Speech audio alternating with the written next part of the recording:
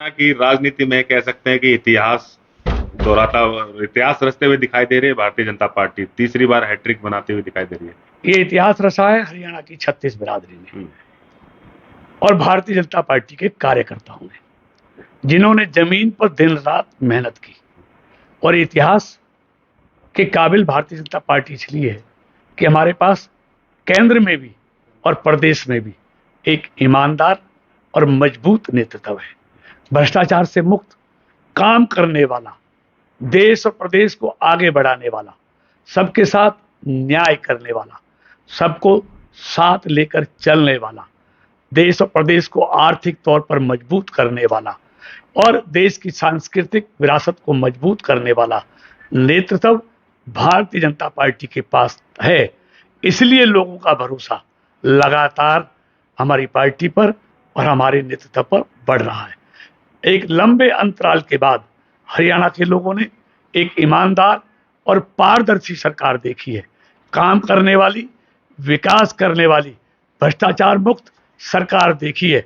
और नहीं तो लंबे समय तक भ्रष्टाचारों में लिप्त केंद्र से लेकर प्रदेश तक, एडी से लेकर चोटी तक कांग्रेस का भ्रष्टाचार में डूबा हुआ नेतृत्व, जमानत पर आया हुआ भ्रष्टाचार के केसों में नेतृत्व हरियाणा के लोगों ने देखा था। कांग्रेस की साजिश को देश के लोग भी समझ गए थे, प्रदेश के लोग भी समझ गए थे। ये देश में और प्रदेश में अराजकता का माहौल पैदा करना चाहते थे, इसलिए वो अपने मंसूबों में कामयाब नहीं हुए।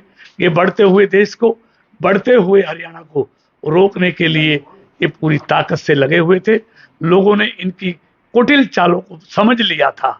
इन्होंने लोकसभा के चुनाव में सीधे साधे दलित भाइयों को संविधान का डर दिखाकर, आरक्षण का डर दिखाकर, एक बार तो इनकी कहते हैं ना, एक बार तो चढ़ जाती है, वो चढ़ गई थी। लेकिन वो समझ गए, जब इनका नेता अमेरिका में जाके बोलता है कि हम आरक्षण समाप्त करेंगे, तो इन्होंने गुमराह कर लिया। काट की हांडी एक बार चढ़ती है, बार बार नहीं चढ़ती। वो लोकसभा में करके देख लिया, हासिल कुछ नहीं हुआ। इसलिए उनके 10 साल भी कांग्रेस के देखे थे, हमारे भी अंतर स्पष्ट है। हमने लोगों का दिल जीता, इन्होंने लोगों के साथ धोखा किया। इनकी कथनी और करनी में अंतर है, इनके वादे खोखले हैं। ये हिमाचल में देखा, तेलंगाना और कर्नाटक में देखा।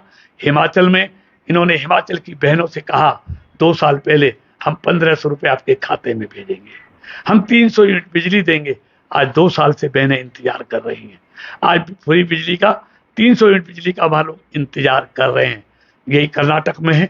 और दूसरी तरफ बीजेपी की मध्य प्रदेश की सरकार, जहां 6 साल से हर बहन के 1 करोड़ बहनों के खाते में पहले 2000 आते थे, अब 3000 आते हैं।